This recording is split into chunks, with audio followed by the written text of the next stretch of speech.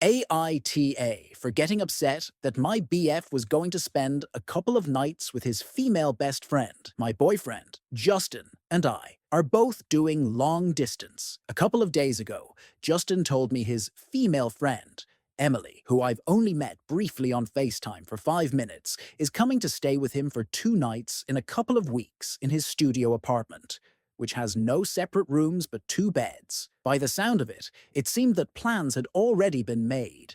She had booked flights. I got upset because it felt like neither of them had bothered to ask whether I'd be comfortable with it. My personal boundary in this situation is that we avoid spending the night alone with non-relatives of the opposite sex. After telling Justin, he took it well enough, mentioning that he was going to look at booking or splitting a separate place for either Emily or himself. But given that they're pretty tight on finances at the moment, I felt bad, but still felt justified in voicing my discomfort. I have no issue with them hanging out. Just the idea of spending the night together alone feels like an intimate thing that I'd prefer to avoid. I also mentioned to Justin that I would never assume or book a holiday if I couldn't comfortably make my own arrangements, having skipped holidays in my own experience when things were unaffordable. Since then, things have felt a bit uncomfortable. AITA for establishing a boundary, especially given I had not been allowed to express my feelings. What can I do to move on from this without damaging our relationship and his friendship?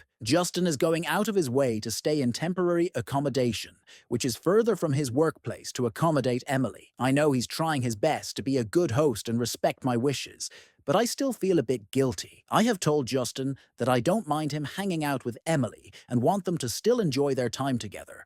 So, AITA for getting upset that my boyfriend was going to spend a couple of nights with a female best friend